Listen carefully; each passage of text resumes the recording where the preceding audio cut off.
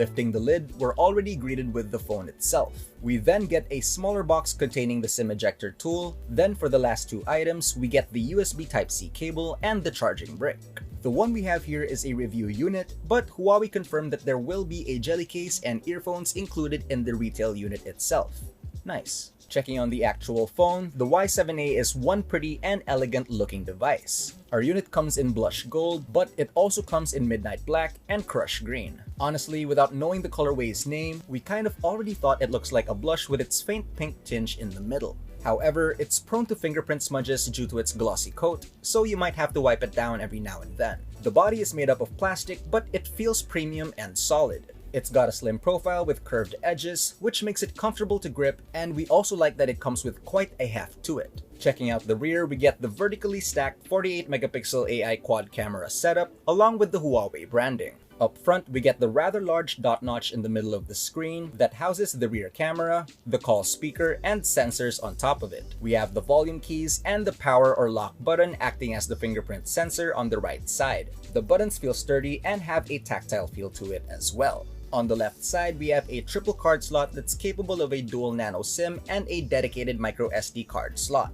Moving up top, we get a noise-canceling microphone, and down below there's the USB Type-C port, the primary microphone, the 3.5mm audio port, and the single speaker grille. Onto the display, the Y7a sports a massive 6.67-inch Full HD Plus IPS display with a resolution of 2400 by 1080 pixels. The screen looks great with punchy colors, and it's rather huge, so watching content on this device is going to be quite immersive.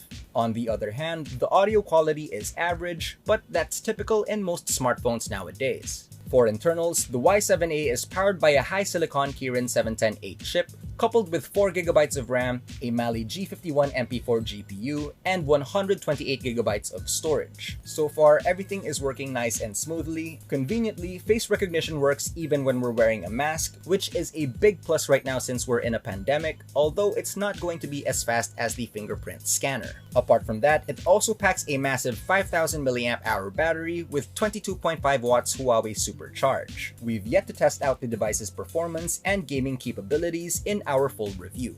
In the software department, the Y7a is running EMUI 10.1 based on Android 10. And as you have heard countless times, Huawei doesn't use Google mobile services, but there's the Huawei app gallery and the pedal search widget to download all the apps that you need. As for the cameras, we get a quad rear camera setup consisting of a 48-megapixel main, an 8-megapixel 120 degrees ultrawide, a 2-megapixel depth sensor, and another 2 megapixels for macro. Meanwhile, for selfies, it comes with an 8-megapixel shooter. We'll get more into this in our full review, but for now, here are some sample shots.